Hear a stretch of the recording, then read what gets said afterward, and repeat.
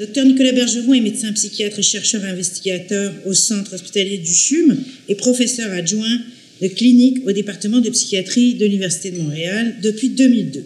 Il est spécialisé en psychiatrie de consultation liaison et possède une expertise en trauma. Ses travaux de recherche portent sur le délirium survenant lors de maladies graves et sur l'évolution de la psychopathologie auprès des brûlures graves. De plus, Dr Bergeron est le président de Médecins du Monde Canada depuis 2006. Son engagement au sein de cette organisation humanitaire internationale a débuté après sa participation à l'aide dispensée aux victimes de New York après les événements du 11 septembre 2001. Il a directement contribué aux interventions psychosociales après le séisme survenu en Haïti en 2010 et il est impliqué dans la préparation de la réponse psychosociale à déployer lors de la réception massive de sinistrés, Code Orange, à Montréal. Alors, je vous laisse avec Dr Bergeron. Profitez-en. Bonjour tout le monde, bon matin. Est-ce que nous sommes tous du CHUM ou est-ce qu'il y a des gens hors de notre communauté, oui, du milieu? Est-ce que vous êtes du milieu communautaire, du milieu communautaire? Alors, ça me fait plaisir. En fait, effectivement, je travaille un peu en pont. Médecins du Monde est un pont, certainement, entre l'académique, entre l'institutionnel hospitalier et le communautaire, et on pourrait même dire la rue. Donc, ça me fait très plaisir de vous accueillir aujourd'hui. Je n'ai pas de conflit d'intérêt à manifester. Par contre, effectivement, il y avait sûrement quelques conflits qui se passaient pour qu'on arrive le 11 septembre. Probablement, d'entre vous, vous vous souvenez très bien où vous étiez le 11 septembre 2001, mais vous ne vous souvenez pas où vous étiez le 12 septembre 2001. Comme quoi, certainement, des événements à potentiel traumatique laissent des empreintes et quand même, il y a quelque chose d'intéressant là-dessus. C'était de la chambre, pas de la chambre, de mon bureau, les tours jumelles que je voyais peu de jours. En fait, c'était, je pense, le 12 septembre 2001, alors que je faisais effectivement une surspécialité en psychiatrie médicale ou en consultation liaison. J'ai effectivement, à mon retour, rejoint l'Hôtel-Dieu du CHUM. Vous voyez ici l'ancienne unité de l'Hôtel-Dieu. On a notre infirmière-chef, Sylvie, qui est en arrière. Rapidement, en fait, cette expérience de trauma a été déterminante dans mon parcours professionnel. Je me suis impliqué auprès d'Entraide Grand Brûlé, une organisation communautaire pour les soins aux Grands Brûlés, et Médecins du Monde à partir de 2004. Et j'ai pris les rênes, en fait, en 2006, après Régent Thomas. Peut-être les gens de la communauté haïtienne se savent aussi très bien où ils étaient le 12 janvier 2010. Voici l'école de sciences infirmières. Vous voyez comment on peut, évidemment, les difficultés, les entraves pour reconstruire un système de santé. Je suis devant l'hôpital psychiatrique de Mars Klein à Port-au-Prince. Donc, je rejoins les Canadiens qui... 3 sur 4 vont avoir rencontré au moins un événement potentiellement traumatique au courant de sa vie. Donc, vous avez sûrement, vous aussi, peut-être déjà rencontré un événement qui aurait pu laisser des traces plus dures ou certaines adversités pour vous.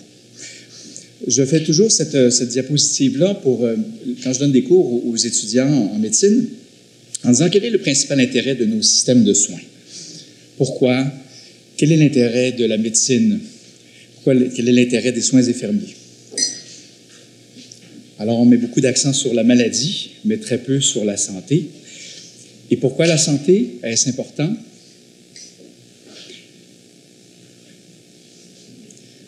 Pour rester en vie, d'abord, la longévité, mais aussi, bien sûr, la qualité de vie.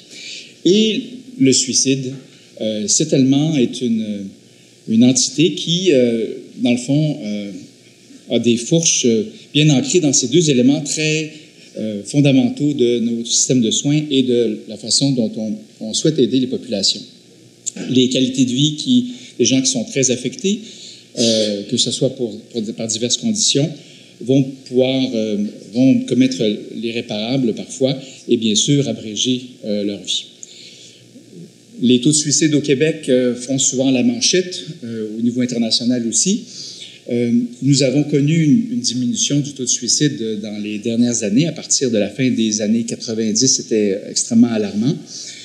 Bien sûr, comme vous, 12,8 par 100 000 habitants ne me dit pas grand-chose.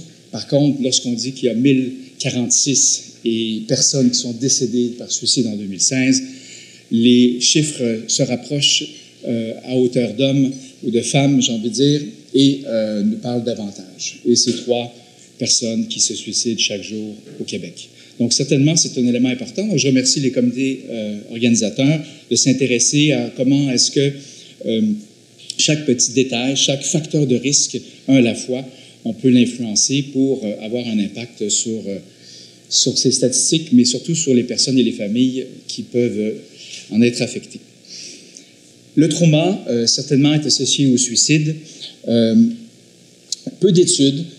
Par contre, un registre danois a démontré que les personnes qui avaient développé un trouble de stress post-traumatique étaient 5 à 6 fois plus de chances de commettre un suicide.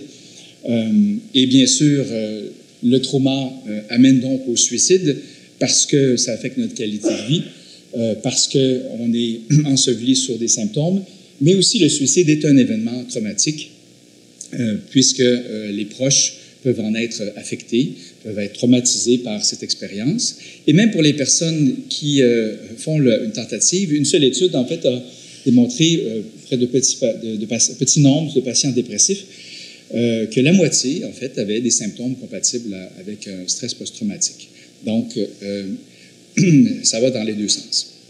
Alors aujourd'hui, j'espère vous parler un peu des différentes réactions qu'on peut rencontrer après un événement, les manifestations dans un contexte de soins, d'un milieu hospitalier, comme la plupart d'entre vous êtes, et de vous inviter à ce principe de base d'un système de soins qui va être sensible au trauma et pouvoir intégrer ça dans notre pratique clinique.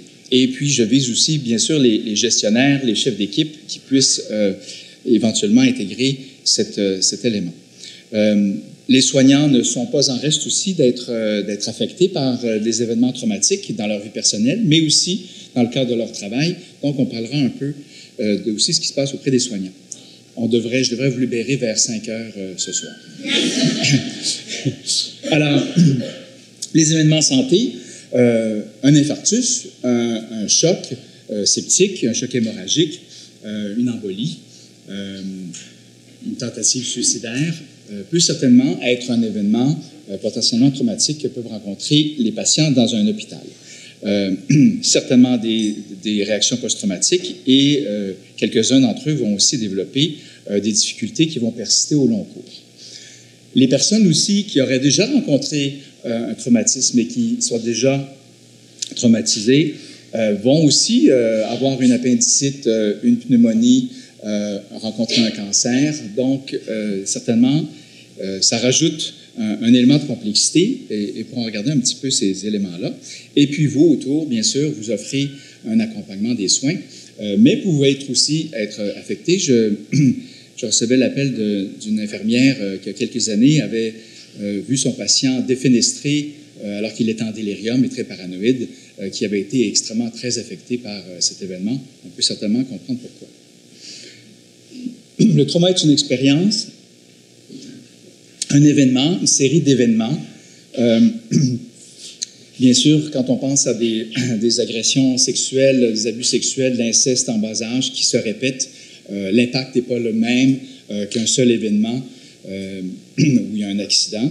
Il y a des accidents, évidemment, ou des incidents de plus grande ampleur, guerres, catastrophes, certainement font l'actualité tous les jours, malheureusement. Agression, abus, la négligence aussi, la violence qui est reliée à cet élément, certainement font partie de la chose. Et ils ont tous en commun qu'ils vont porter une atteinte et amènent une menace à l'intégrité de la personne. La personne va recevoir l'événement et cet événement est en général imprévisible. La personne est dépourvue et démunie, se sent impuissante et ne peut l'empêcher de survenir. Et on s'intéresse bien sûr davantage à la réaction à l'événement que l'événement lui-même. Je présentais que 3 Canadiens sur 4 allaient rencontrer un événement traumatique au Canada. Vous voyez un peu dans les détails, quand on discrimine un peu certains éléments, que c'est quand même assez fréquent. Aux États-Unis, on parle de 90% des gens vont rencontrer un événement traumatique. Accident de voiture, bien sûr, les hommes davantage, agression sexuelle, les femmes vont être exposées davantage. C'est quand même une personne sur 5. Et pour les chiffres du Québec, le ministère de la Sécurité publique et le regroupement des CALAC, en fait, nous annonce, nous présente ce chiffre triste, certainement qui est amplifié avec le mouvement MeToo, puisque c'était certainement dans l'ombre pendant de nombreuses années. On espère qu'il y aura davantage de dénonciations. Il y a des tentatives de remuer un peu notre système de santé. Mais donc, une femme sur 3 va être victime d'une agression sexuelle à partir de l'âge de 16 ans. Et le 2/3 de ces victimes vont être âgées de moins de 18 ans. Donc, vous voyez qu'une personne traumatisée qui va rencontrer notre système de soins, c'est très fréquent. Pas tous vont développer un trouble de stress post-traumatique, entre 5 et 10%. Évidemment, lorsqu'il y a violence interpersonnelle, il y a blessure grave, ces chiffres peuvent monter. On voit ici d'agression sexuelle jusqu'à 30%. Et apprendre la mort subite d'une autre personne, 30% peuvent développer des réactions post-traumatiques significatives. Donc, le suicide est un événement majeur dans les familles et on dirait environ 6 personnes autour d'une personne qui a commis un suicide pourraient être intimement frappées par la nouvelle.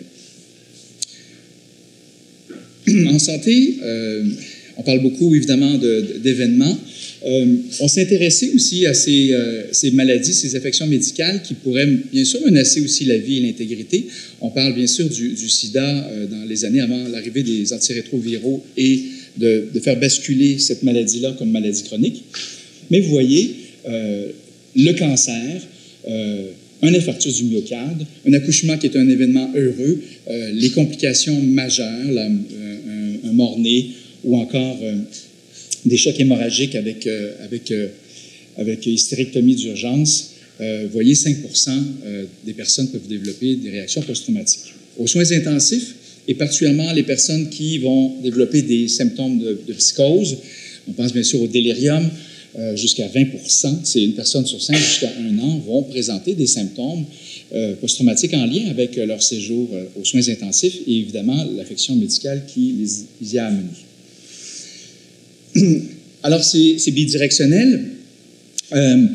La personne traumatisée, la personne qui a rencontré un événement traumatique et qui a une détresse secondaire va aussi développer davantage de problèmes de santé physique et, encore une fois, va être plus sujette à venir nous rencontrer dans notre système de soins. Vous voyez quand même les chiffres entre des personnes qui n'ont pas de troubles de stress post-traumatique et ceux qui en ont développé. C'est une étude canadienne d'un psychiatre dans l'Ouest canadien.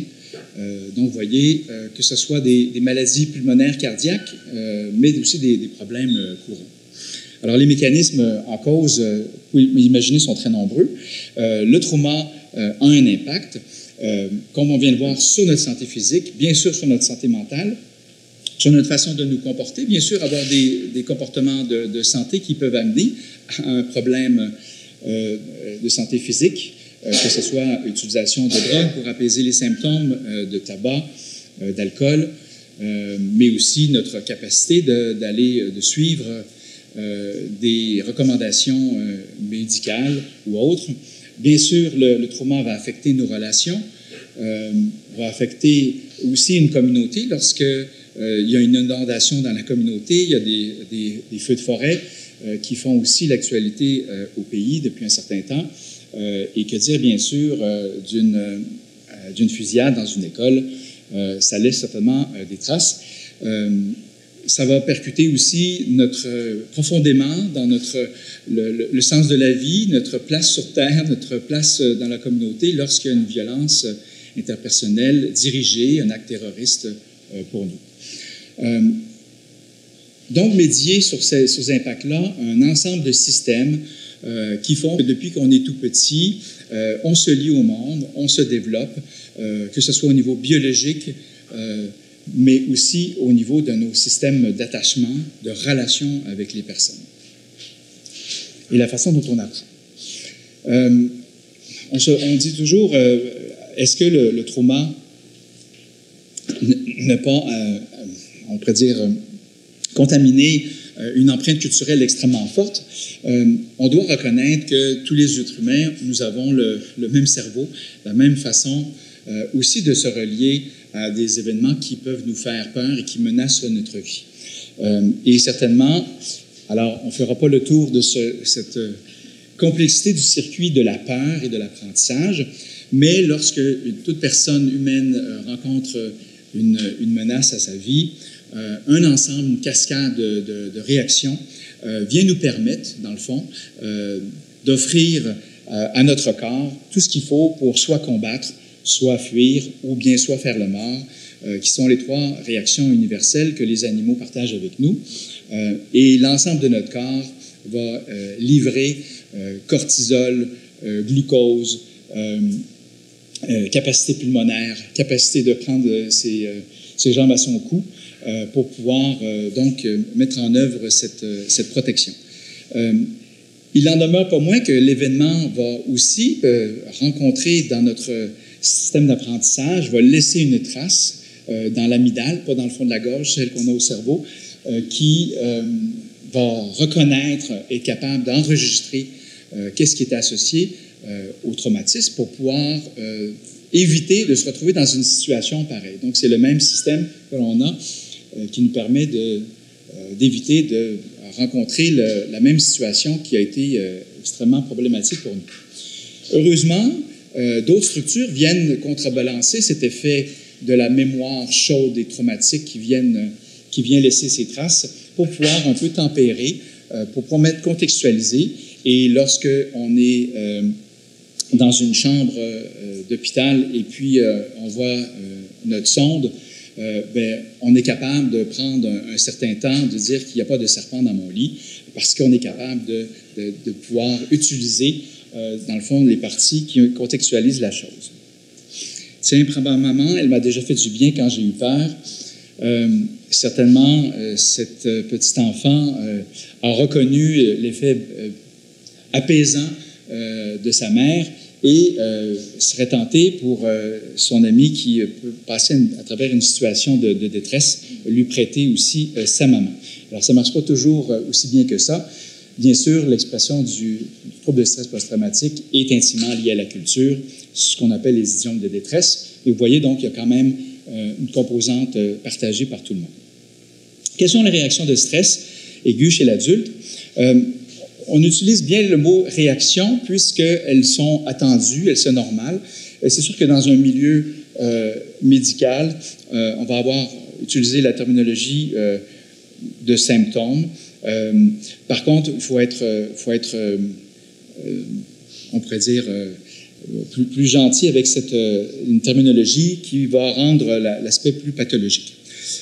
Bien sûr, on est dans le jaune, on change de continent. L'état dissociatif, les états, la rencontre d'un traumatisme peut, chez certaines personnes, amener un blocage pour dire « je ne veux pas rencontrer cet événement et je vais déréaliser ou dépersonnaliser, je vais en partie sortir de mon corps, je vais rencontrer et repousser, si on veut, cette entrée dans moi. » Et les symptômes dissociatifs qu'on peut rencontrer, qui peuvent être réactivés autour de nous, qui rend la chose plus compliquée dans un hôpital, dans la mesure où une personne qui arrive traumatisée et qui a mal parce qu'elle est en un accident d'auto, la morphine va aussi créer des états un peu dissociés, peuvent rendre la chose un peu plus compliquée à évaluer. Mais c'est une réaction qui est assez fréquente et particulièrement qui peut être réactivé lorsqu'il y a des événements qui peuvent survenir ou ressembler à la chose. Les symptômes intrusifs des reviviscences, vous avez bien sûr tous pensé au cauchemar que les gens peuvent avoir. Certainement, de réfléchir, d'avoir souvenir de mon arrivée, de l'annonce d'un cancer, d'un infarctus, d'avoir une mauvaise nouvelle. Lorsqu'elle revient en boucle, lorsqu'on n'a aucun contrôle dessus, là, on commence à s'inquiéter que le symptôme ou la réaction avec cette intrusion dans nous commence à être certainement problématique.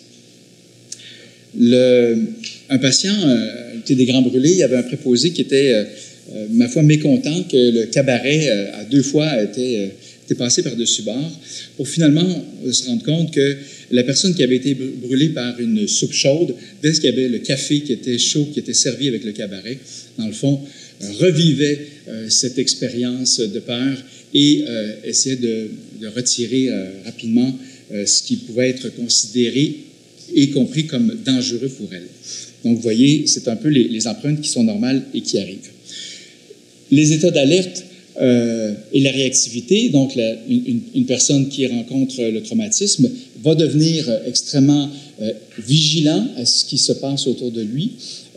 On est, dans le fond, en permanence de surveillance à ce que l'on ne soit pas à nouveau menacé. Alors, on devient irritable, on ne dort pas, on est dans un état d'anxiété extrêmement élevé. Et la diminution de ces états d'alerte suivent son cours, mais vont tendance à rester gommés sur la personne qui va développer un trouble de stress post-traumatique. On peut décrire le trouble de stress post-traumatique comme une condition dans laquelle une personne va être hantée par cette mémoire donc, de cet événement, et à chaque fois que la mémoire revient et est réactivée, la personne va expérimenter les réponses physiques, émotionnelles qu'elle a rencontrées au moment du trauma. Donc, c'est vraiment un fantôme que l'on traîne avec nous, et ce fantôme-là, sans crier gare, même si le traumatisme a eu lieu il y a de nombreuses années, va ressurgir, va se télescoper aussi dans notre rencontre d'événements qui pourraient être un peu plus difficiles. Les pensées, les émotions, notre façon de rencontrer le monde vont être altérées, peuvent être altérées. Le monde devient dangereux, le monde devient hostile. Une agression sexuelle, évidemment, fait qu'on devient un peu plus, certainement très craintive. Donc, vous imaginez une femme qui a subi une agression sexuelle, qui se retrouve peu vêtue, avec un préposé au bénéficiaire masculin dans sa chambre à 11 heures le soir, et puis il y a un problème de son. Vous imaginez l'inconfort ou même la détresse que cela peut occasionner. Notre façon de voir le monde suite à un traumatisme peut certainement être changée. Et c'est cette relation-là va certainement nous empêcher de recevoir le soutien des personnes qui peuvent être chères, qui veulent nous offrir du soutien et du support, mais la personne qui est traumatisée se sent incapable d'accueillir l'empathie de ses proches, incapable de trouver les émotions positives qu'elle peut avoir avec sa famille ou ses proches. Et donc, cette mémoire-là qui a été très poreuse, qui a été bien contaminée par les événements et qui est réactivée à chaque fois qu'on a quelque chose qui rappelle le traumatisme, va faire en sorte que la personne va naturellement vouloir éviter que le fantôme ressurgisse, va éviter de se retrouver dans les situations qui sont difficiles. Et c'est là que ça devient extrêmement problématique, cet évitement-là, qui devient systématique, qui devient en fait non seulement interférer dans le quotidien de la personne, mais aussi dans les interactions qu'on peut avoir avec des soignants. Le stress post-traumatique, heureusement, va survenir même si pour la majorité des personnes vont en être affectées, seulement une certaine partie de 5 à 10 disais-je, qui vont, dans le fond, développer une condition qui va persister dans le temps, qui va avoir des impacts dans ces relations et ces façons de rentrer en relation avec le monde. 2 femmes pour un homme, qui est lié avec multiples facteurs qui seraient trop longs d'élaborer ici.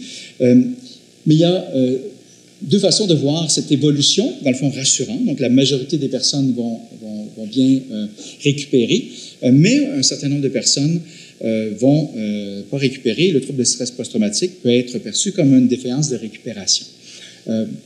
Par ailleurs, si on s'intéresse plus du côté des victimes, quelles victimes, dans le fond, vont pouvoir récupérer et certaines autres vont demeurer avec la détresse qui va persister. Et on s'intéresse donc à les facteurs de risque chez les personnes.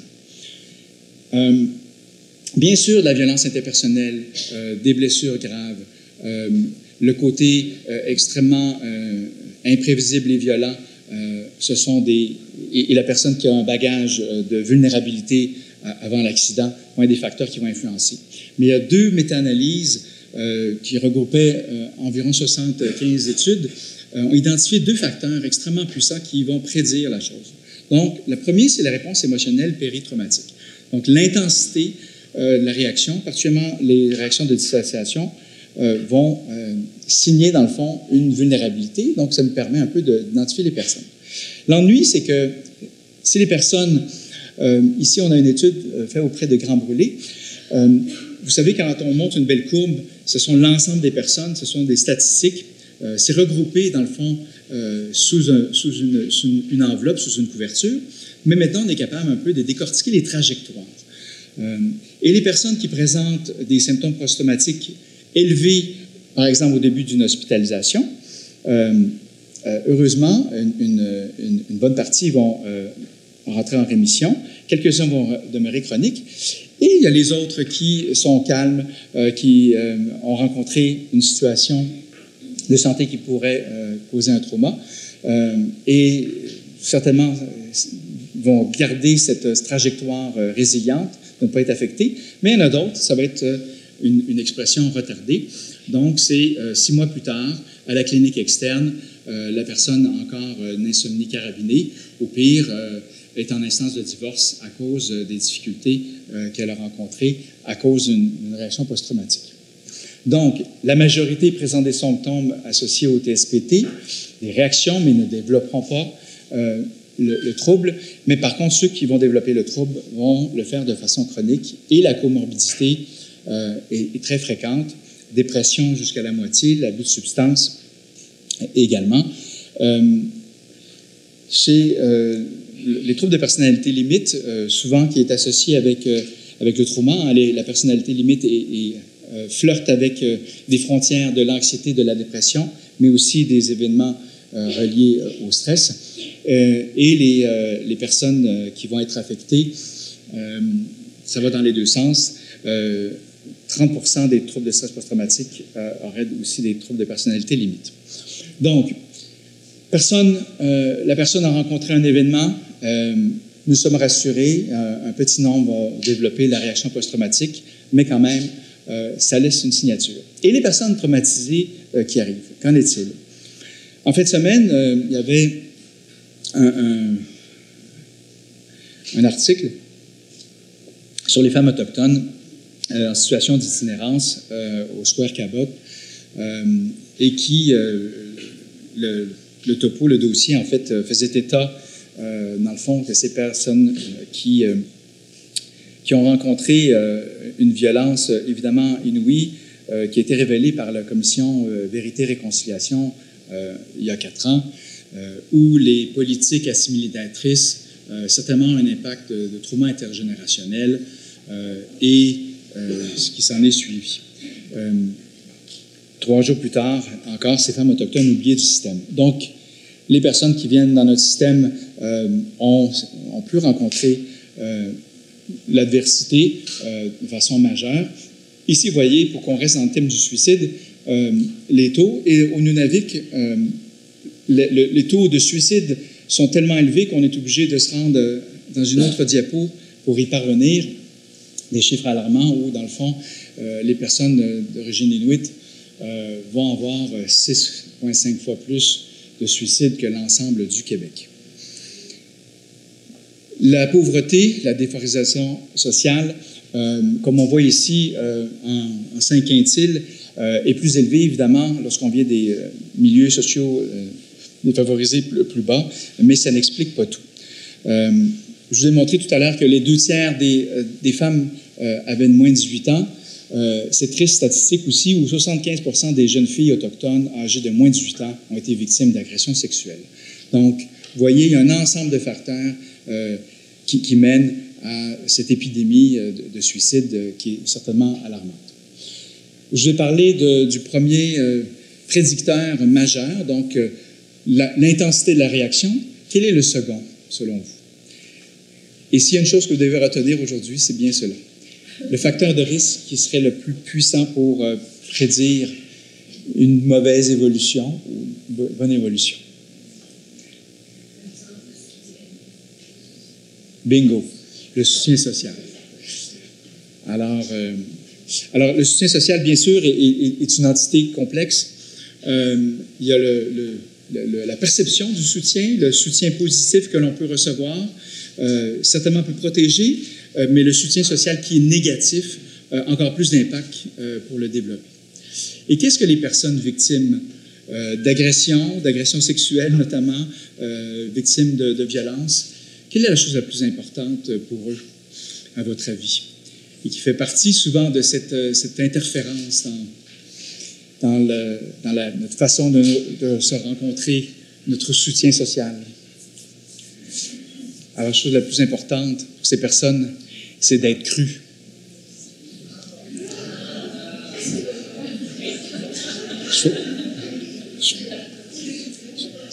On fait du subliminal. Il y a plein d'autres diapos comme ça. Alors, passons, qu'est-ce qu'on fait avec ces personnes? Alors, souvent, on parle de l'entité, dire, ben, il faut qu'on en parle, il faut faire ventiler un peu la chose. Un grand bémol là-dessus, particulièrement pour les personnes que vous accueillez qui auraient pu rencontrer un événement de santé qui était traumatisant, donc pas nécessairement des gens qui ont rencontré un traumatisme passé. Il y a eu longtemps, on a pensé qu'il fallait faire crever l'abcès et discuter et en parler avec les émotions aussi. En fait, on s'est rendu compte que non seulement cette idée de compte-rendu rapide, précoce, avec les émotions de façon systématique, non seulement ne diminuait pas les effets du stress post-traumatique, mais ne prévenait pas non plus l'apparition de problèmes psychiatriques. On met beaucoup l'accent sur le trauma, mais il y en a d'autres, bien sûr. Troubles anxieux, dépression, abus de substances. Et il y a même, et c'est ce qui a un peu sonné l'alerte, des études qui montraient des effets négatifs. Donc, les personnes qui avaient été débriefées, en fait, avaient plus de troubles de stress post-traumatique que les autres. Donc, actuellement, le débriefing systématique et compulsif est à proscrire. C'est trop tôt, c'est trop court. Alors, que peut-on faire? A été développée depuis quelques années une approche, dans le fond, qui va s'intéresser à ce que les gens non spécialisés, les professionnels de la santé, les intervenants communautaires, puissent intégrer dans leur rencontre cette idée d'être sensible au traumatisme. Voici 6 points qui font saillance pour moi, que je vous invite, dans le fond, à reconnaître. Et puis, c'est une invitation pour vos chefs d'équipe ou pour les gestionnaires de voir comment ça pourrait aussi s'intégrer au sein de votre équipe. D'abord, vous êtes ici, évidemment, on parle du trauma. Le reconnaître est important. D'être capable de reconnaître aussi les déclencheurs, donc une personne qui réagit de façon, avec beaucoup de détresse, avec beaucoup de peur, à une prise de sang, à un examen, tout simplement venir à l'hôpital. On y a à s'y intéresser, mais aussi les personnes qui pourraient avoir des réactions de dissociation, d'être dans la brume, perdues, pas là, suite à un événement à l'intérieur de son hospitalisation. Être capable de le reconnaître est déjà certainement le premier niveau. Bien sûr que le sentiment de sécurité est fondamentale. Sécurité pour soi, sécurité pour l'autre personne. La personne qui rencontre actuellement ou qui a rencontré cette adversité-là au niveau de sa sécurité, bien, ça devient certainement fondamental de s'assurer qu'elle se retrouve dans un milieu qui va le favoriser. Des repères prévisibles, les frontières, parfois les réactions des personnes, il faut le reconnaître aussi, vont avoir, il faut le voir comme ça, une adaptation parfois créative et de survie, dans le fond, à ce qui se passe, à leur venue dans l'hôpital. Et il faut savoir aller sonder, dans le fond, un peu, être capable, parfois la personne ne se rendra pas compte de ses réactions comportementales ou encore émotionnelles extrêmement intenses. Et d'être capable d'ouvrir un dialogue, évidemment, ça prend un environnement qui permet des repères fiables, prévisibles, des frontières et des limites qui sont bien avancées pour les personnes, le rôle, l'explication de ce qui va être fait, comment ça va être fait, par qui, permet certainement à la personne d'apprivoiser, dans le fond, ce qu'elle perçoit comme étant potentiellement traumatique, à nouveau, ou d'une menace. Offrir des choix et du contrôle. Dans les milieux de soins, on est beaucoup dans des mesures de contrôle, de faire rentrer les gens dans les boîtes, et parfois, évidemment, des gens qui se sentent extrêmement vulnérables ou mal à l'aise dans nos milieux de soins vont avoir des escalades comportementales qui nous amènent à resserrer, refermer davantage un peu les boîtes autour de elles. Et évidemment, ça amplifie, ça met de l'huile sur le feu. Le plus possible de présenter les choses avec des choix pour que la personne puisse avoir l'impression de reprendre un peu le contrôle. Et non seulement une impression, mais aussi que ce soit effectivement un contrôle. Et sur, dans le fond, un ensemble de petits soins quotidiens ou encore de suivi. La personne, si elle se sent davantage libre de ses choix, va pouvoir revisiter, dans le fond, ses peurs, ses appréhensions. On va miser sur la collaboration, bien sûr. Au fil de leur vie, de leurs années, il y a certainement des comportements qui ont été mésadaptés, mais qui étaient adaptés à leur situation. Il faut renforcer ceux qui sont appropriés et puis permettre à chaque séjour, s'il y a des maladies chroniques, d'améliorer, dans le fond, ces compétences-là. Et c'est une nouvelle façon de se lier aux personnes. Souvent, particulièrement lorsqu'il y a des agressions qui sont faites par une figure parentale, vous pouvez imaginer qu'on reproduit le système de soins, le soignant va reproduire, parce qu'il l'incarne, dans le fond, le traumatisme, et c'est de permettre, dans le fond, dans la relation que vous avez avec cette personne, de voir qu'il est possible de ne pas être totalement et entièrement menacé par elle. Et lorsqu'il y a des difficultés majeures, il faut solliciter, dans le fond, les travailleurs sociaux, les psychologues ou parfois les psychiatres même, qui vont être capables de vous donner un coup de main dans vos équipes pour aider. Les éléments assez standards, assez de base pour des interventions précoces, c'est de donner de l'information, de faire, quand on dit, on reconnaît le traumatisme, l'impact du traumatisme sur la personne, de la façon dont ça se passe. Déjà, ça renforce cette idée d'améliorer l'information, les capacités de la personne, l'empowerment, comme disent les Français, cette autonomie à soi et à travers les autres. Et puis, bien sûr, le déclencheur qui a créé la détresse ou l'inconfort, on va essayer par une forme d'exposition douce, progressive, de désensibiliser la personne. Et c'est dans les gestes du quotidien, reconnaître que le geste peut être difficile, de bien expliquer, de le bien présenter, le parcours de réapprivoiser le geste et puis le déconnecter, de permettre cette mémoire-là qui était très chaude, de la contextualiser vers d'autres référents qui sont plutôt sécuritaires et apaisants, permettent à la personne, dans le fond, à l'intérieur, de passer à travers la chose. Vous ne savez pas quoi dire? Ne dites rien. Soyez seulement présent, offrez de l'ancrage et de l'espoir, parce que c'est souvent la meilleure chose à faire. Simplement d'être là, d'être présent pour une personne qui, tout d'un coup, est dissociée, est ailleurs, permettre de se revenir parmi nous en offrant les ancrages dans la pièce autour de soi. Simplement d'être une personne qui puisse amener, par simplement votre présence, faire diminuer, dans le fond, permettre à la personne de faire diminuer et d'apaiser la détresse qui est remontée. Alors, nous avons intéressé, dans le fond, à tout le parcours de soins. Finissons avec celui des soignants que vous êtes, ou des intervenants, et la façon dont, bien sûr, vous avez à parcourir et rencontrer les personnes, mais vous pouvez, bien sûr, aussi être sujette à des situations particulièrement difficiles. On pense certainement en psychiatrie, avec la violence ou à l'urgence, les agressions qui peuvent avoir lieu certainement dans ces milieux de soins, les soins intensifs, les salles d'accouchement, le travail avec les bébés, parfois des situations où les personnes sont gravement malades ou blessées, peut certainement être inconfortable.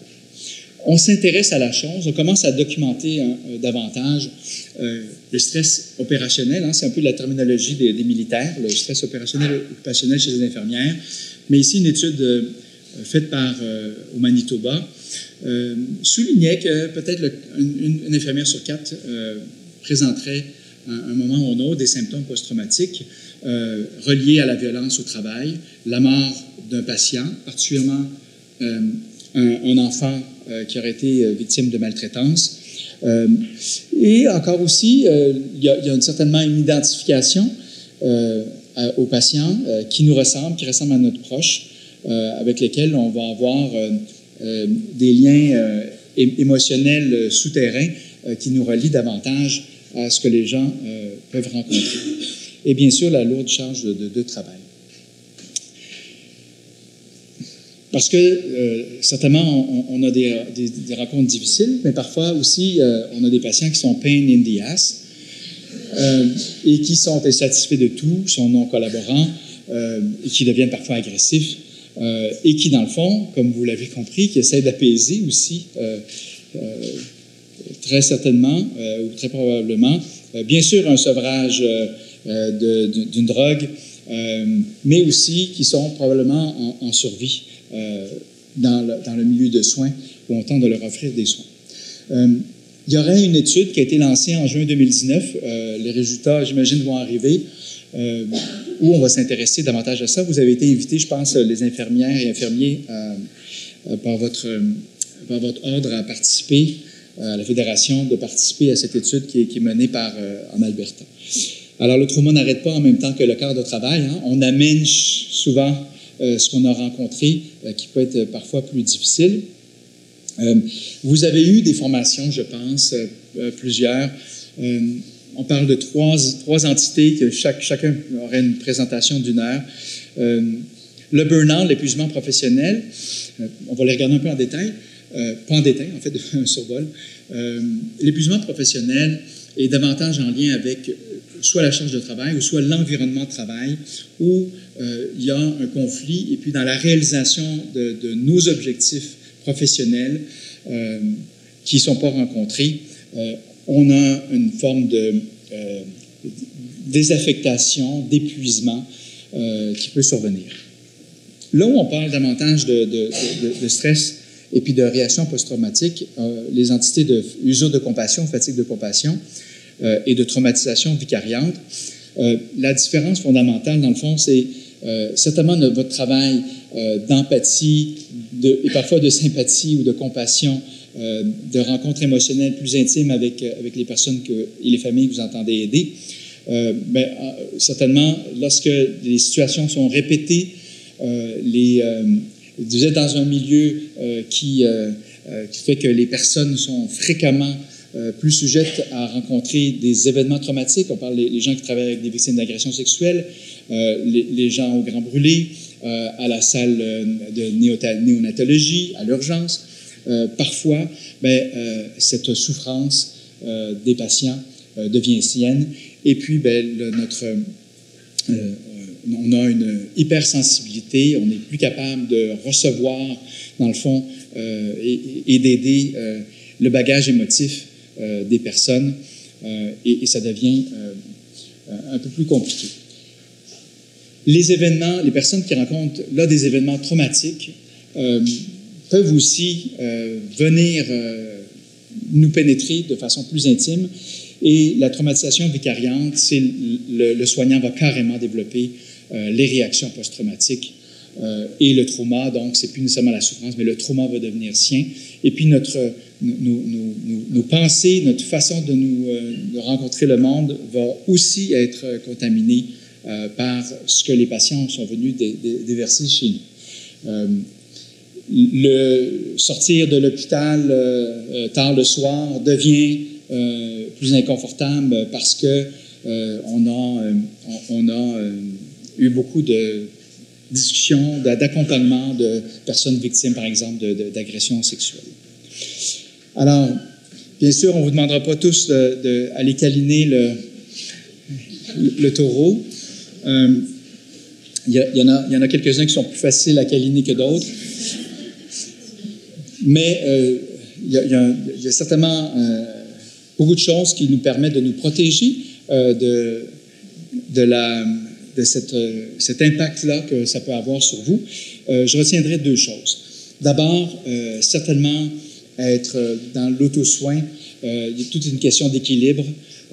Bien sûr, votre travail est important, mais il y a des choses qui vous font plaisir. D'avoir les activités avec votre famille, avec vous-même, certainement sont importants pour vous permettre de centrer. Donc, il faut que l'éléphant soit bien centré pour pouvoir passer à travers cette petite balade qui s'est proposée. Mais les grands principes de l'auto-soin certainement s'appliquent pour éviter et de prévenir, dans le fond, que vous puissiez être affecté par le stress de compassion, bien la traumatisation vicariante. Il y a des chercheurs de Vancouver et québécois aussi qui ont un peu développé, un peu en même temps, on a fait une découverte, de dire que la forêt n'était pas seulement des arbres qui étaient indépendants les uns des autres.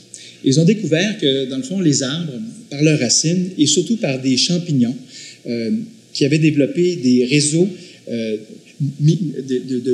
mycorhizes, donc des réseaux mycorhiziens. Et ces champignons-là permettaient aux arbres, entre eux, de partager les nutriments, de partager, on pourrait dire, une certaine façon d'immunité, et même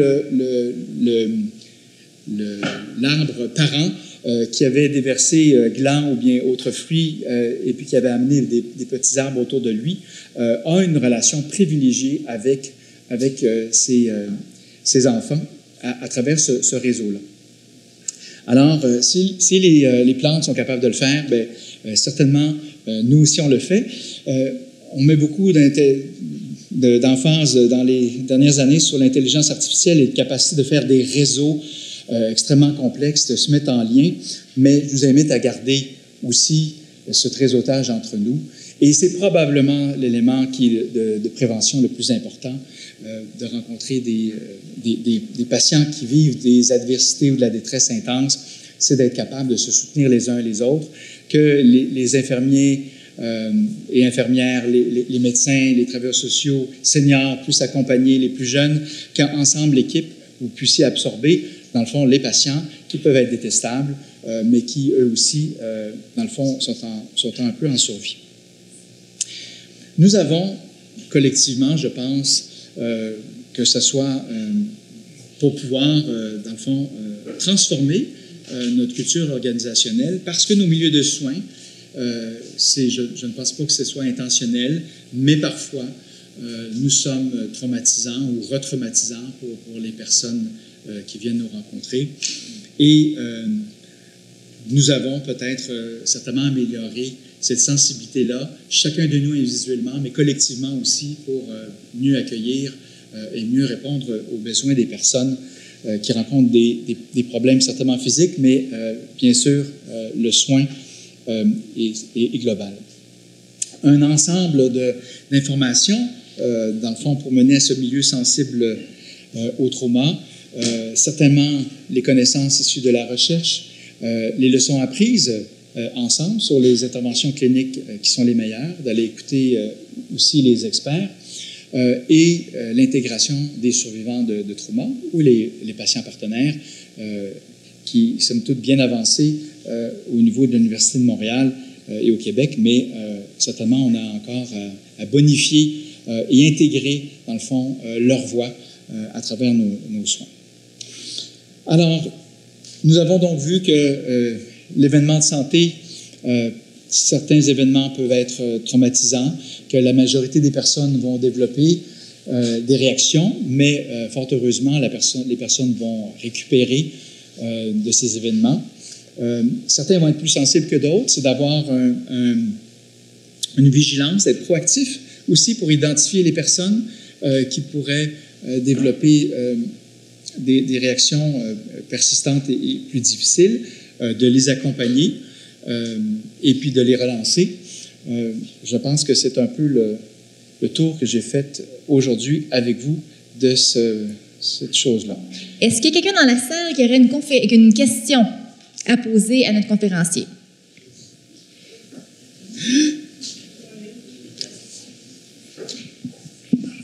Merci beaucoup pour la présentation. Ma question, je travaille auprès d'une clientèle qui ne se définit pas comme étant traumatisée, mais je pense qu'à la lumière de ce que vous présentez puis des lectures que j'ai faites, ils sont effectivement traumatisés. Ce sont des proches, des membres de l'entourage, souvent les parents, qui ont un jeune adulte qui a un trouble de personnalité limite. Et puis la personne n'est pas nécessairement en traitement. Il y a beaucoup de menaces de tentatives de suicide, il y a beaucoup de chaos, il y a beaucoup de situations de crise. Puis ce que je me demande, c'est qu'est-ce que vous recommandez quand on intervient auprès de membres de l'entourage comme ça qui ne se voient pas comme des personnes traumatisées, mais qui, je pense qu'elles le sont, puis leur intervention auprès de leurs proches est teintée de ça. Donc, ça sera un peu ma question.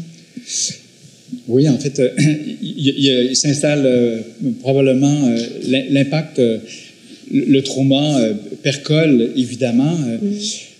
Les troubles de personnalité limite, un bon nombre d'entre elles vont avoir rencontré de l'adversité souvent répétée. Alors, bien sûr, les classiques des agressions, et puis il y a la violence du milieu familial, en fait, qui fait certainement que la personne a une instabilité émotionnelle et relationnelle qui prend source, qui prend racine dans ce milieu-là. Et les personnes qui en font partie, donc, alors soit qu'ils font carrément partie un peu ils ont ensemble, ils ont été contaminés à la chose. Donc, il y a des gens aussi qui viennent de l'extérieur puis disent comment je réagis, comment je fais à la chose. Mais je pense que le premier niveau, comme on le fait maintenant, c'est d'abord de le reconnaître un peu, qui a dans le fond, il faut arrêter de voir les gens aussi comme des gens malades, des gens qui dérangent, des gens qui sont, mais des gens comme des gens blessés. Et déjà d'avoir cette posture-là, ce changement-là, ben, tu es une personne tu fais du mieux que tu peux. Tu as fait du mieux que tu peux, dans le fond, depuis toujours, pour t'adapter à l'inconcevable. Et puis, c'est certainement difficile d'abord de le reconnaître et puis permettre un peu un dialogue. Et puis, la personne peut évidemment partir de son expérience à elle, qu'elle trouve effectivement difficile et reconnaître ses propres blessures. Et puis, dans le fond, on va essayer de se penser ensemble, on va aller chercher de l'aide séparément, mais aussi dans le système pour qu'on s'en occupe.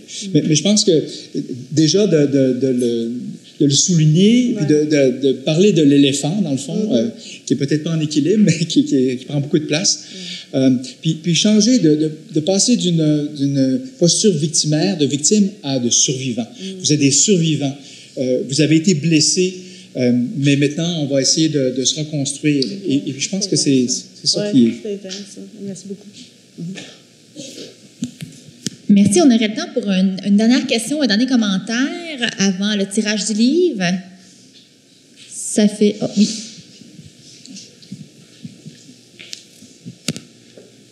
Bonjour, docteur Bergeron. Une question pour vous. Je me souviens effectivement où j'étais le 11 septembre 2001, mais je me souviens aussi où j'étais lorsque j'ai appris le décès de Dédé Fortin ou quand j'ai appris le décès de Kurt Cobain, par exemple.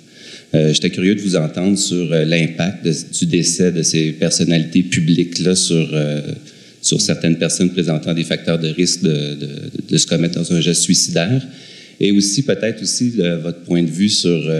dernièrement, il y avait une télésérie ou une série sur Netflix sur une jeune adolescente à risque de suicide. Je parle un peu à travers mon chapeau parce que je ne l'ai pas écouté, mais je l'ai entendu parler. Donc, La fugueuse?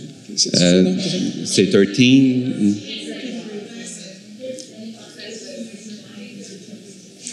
Oui, bon. Vous connaissez l'effet Werther. L'effet Werther, il y a une augmentation du nombre de suicides après le suicide d'une personnalité publique. On a enregistré une augmentation de suicides après la mort de Kurt Cobain. Moi aussi, je me souviens d'ailleurs où j'étais lorsque Dédé Fortin est décédé. Je pense qu'il y a évidemment les idoles, il y a une relation presque intime, souvent de réparation, souvent d'identification. Si les gens se retrouvent dans la musique des artistes ou se retrouvent dans, et, en tout cas, particulièrement avec ceux-là, lorsqu'il y a un abandon, ou bien j'ai laissé aller la vie, je pense que les repères de la personne, la vulnérabilité de la personne est complètement éclatée, dans le fond. Je suis plutôt favorable à avoir une non-médiatisation, si on parle d'un point de vue santé publique.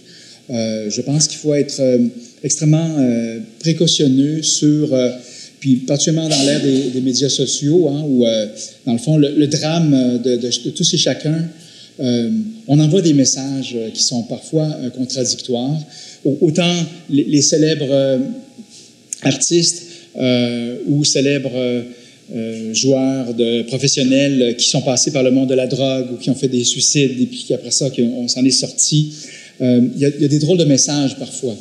Et particulièrement lorsqu'il y a, dans le fond, une fin de vie, la solution, l'impasse est partagée. Et en plus que la personne s'identifiait évidemment à la personne, elle dit, ben, si cette personne-là, elle a choisi que c'était la bonne solution, ben alors moi, je pense que c'est une avenue qui est plausible ou possible.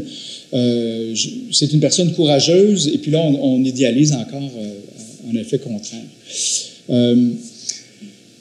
Alors, je pense que comme soignant, il faut être aller explorer certainement cette relation-là que la personne a. Dans le fond, c'est un peu une relation avec soi-même qui était... C'est comme nous-mêmes réparés ou idéalisés, dans le fond, que l'artiste avec lequel on s'identifiait. Et puis donc, ce dialogue-là avec la personne doit être ouvert et puis voir qu'il y a d'autres choses, il y a d'autres éléments. Puis il y a des éléments qui lui appartiennent à l'artiste et non pas, et qui ne doivent pas nécessairement être entièrement importés. C'est une question de frontières. Hein? On est dans un monde sans frontières, mais on l'a bien vu, les frontières existent et elles doivent exister. Particulièrement un monde où tout est explosé, bien, on a le droit à notre intimité, notre parcours personnel. On a le droit aussi à des rencontres difficiles, mais on a le droit aussi d'avoir des chemins de réparation. Alors, c'est de multiplier les modèles. Si on a un seul modèle et puis on mise là-dessus, bien, certainement, en tout cas, dans l'entourage, il faut être capable d'en présenter de nouveaux et puis permettre le dialogue. C'est une question sensible, je pense, le suicide, lorsqu'il y a un effet multiplicateur, et puis une épidémie, puis je l'ai fait, je peux le faire, puis louvoyer autour de ça? C'est une question qui est pas facile.